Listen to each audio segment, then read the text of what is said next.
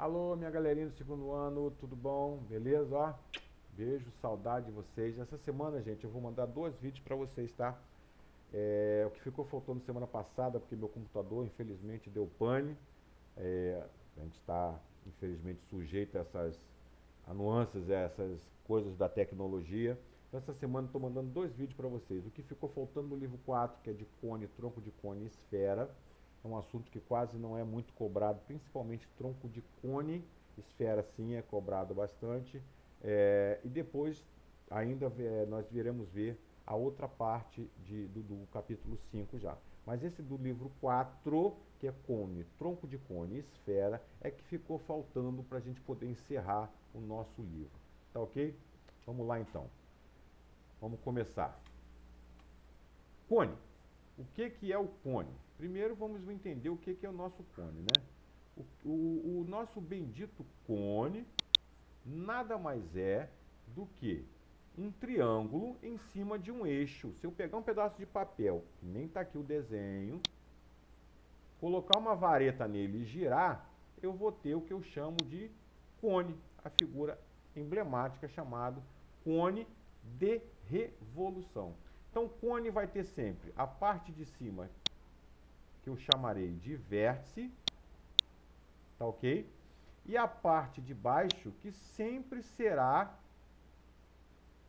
uma circunferência, ok? A área da circunferência, a área do círculo, por isso o nome cone circular. Ele será reto se o eixo principal fizer 90 graus com a base e será oblíquo se esse cara fizer um ângulo diferente de 90 graus com a base.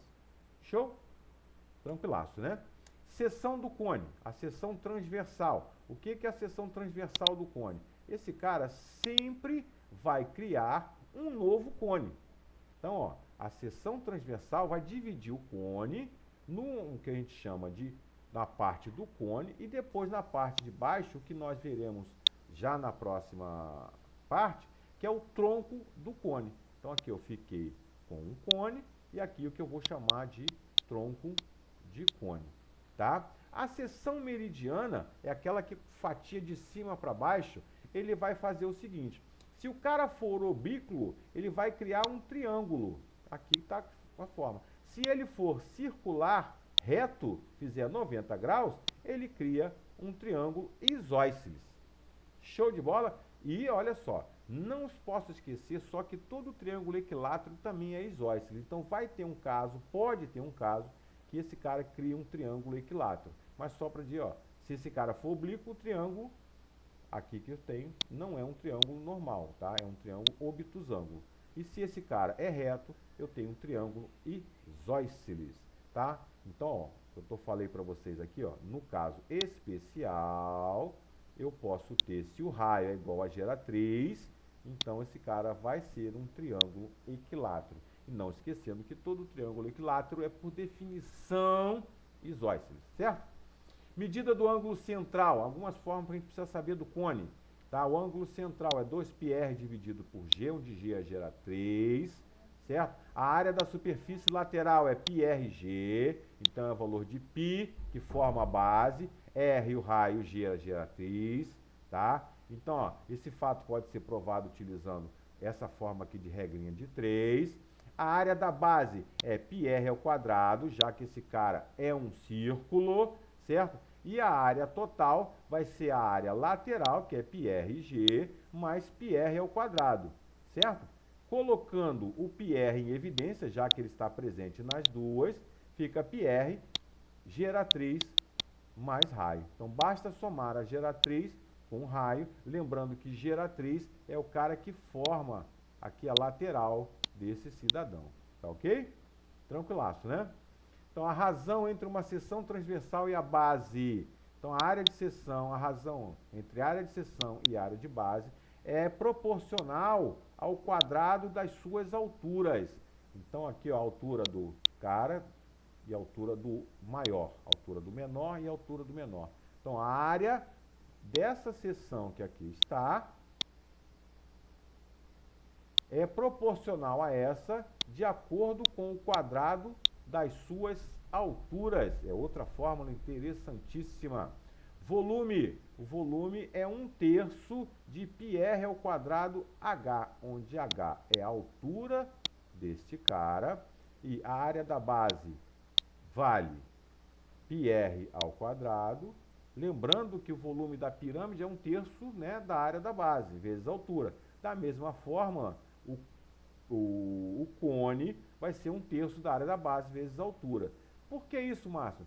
Porque algumas literaturas entendem, e eu faço parte dessa aqui, o cone nada mais é do que uma pirâmide de n lados infinitos.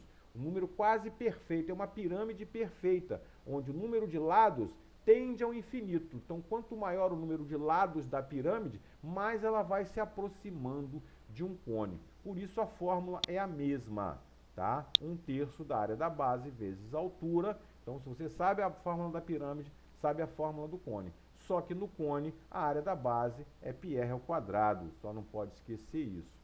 Tronco de cone. Nós já vimos que a seção divide esse cara em partes proporcionais. E aí eu tenho uma nova base, que eu chamo de base menor. A base maior continua sendo a mesma. Esse cara, a geratriz que está de lado. E a altura que está desta forma. Tá ok? Então, ó, base maior é a base do cone, a base menor é a seção transversal. E a distância entre as duas bases é o que eu tenho de altura.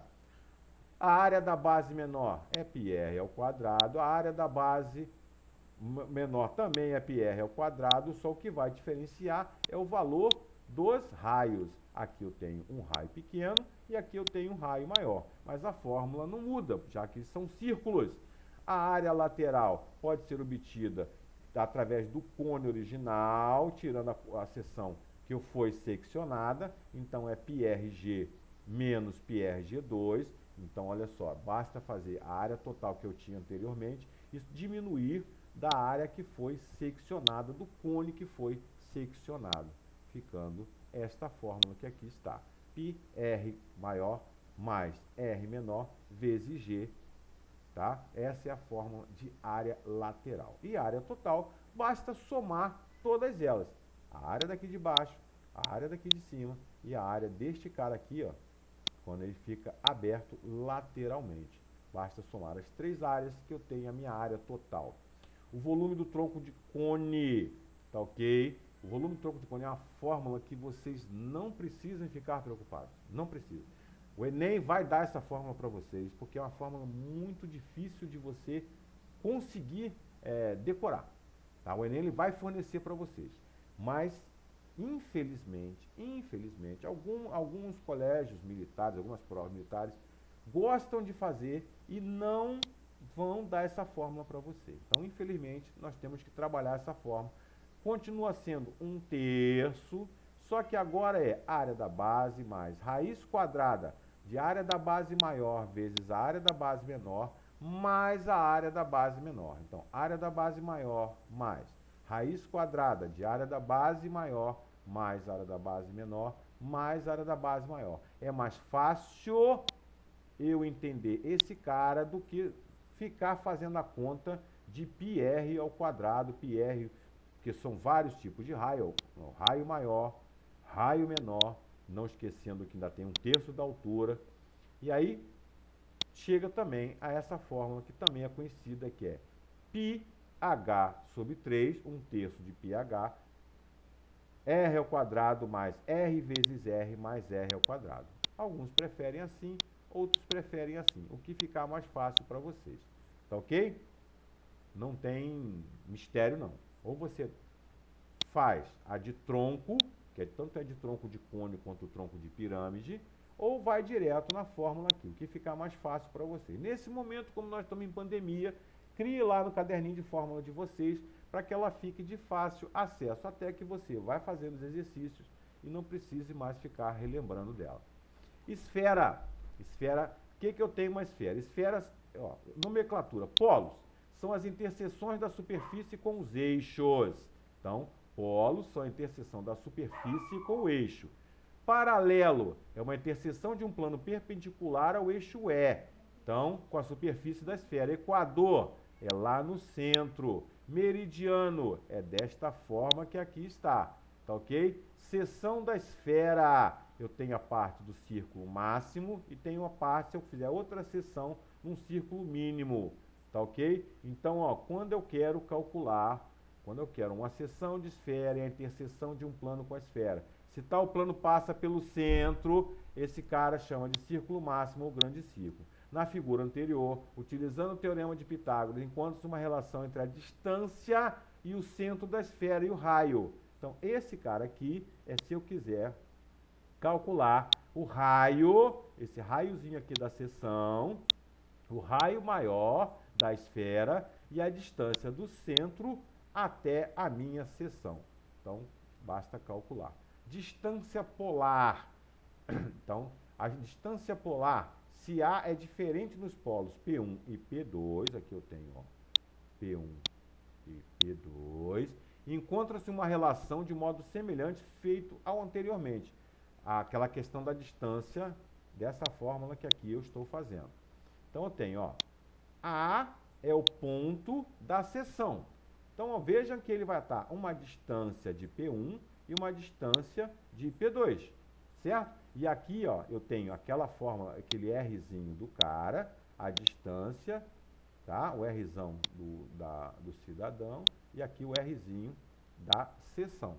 Basta, então, ó, para OM, que é esse cara que aqui está, a distância AP1 é D, AP2 é D2, AP1 é D1, e aí basta fazer aquela mesma fórmula que lá está, D ao quadrado igual a 2R, R mais D, que vai dar a mesma resposta. Isso é só para calcular distância polar, ou seja, o ponto A está a tal distância do polo 1 e a tal distância do polo 2. É assim que eu calculo distância polar. Se eu quero a distância 1, é R menos D, tá? Certo? Se eu quero a distância 2, é R mais D. Não esquecendo que é D ao quadrado. Tá? Área de superfície da esfera, bem fácil, 4πr ao quadrado. Tá? Não precisa ficar muito preocupado com saber da onde vem, da onde vai, da onde quem vai.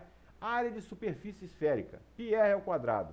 Meu amigo, vai na fórmula, lembrando π, se ele mandar utilizar com 3,14 você usa, se não, você só precisa saber, meu amigo, o raio dessa que vai denominar essa esfera, que vai definir essa esfera.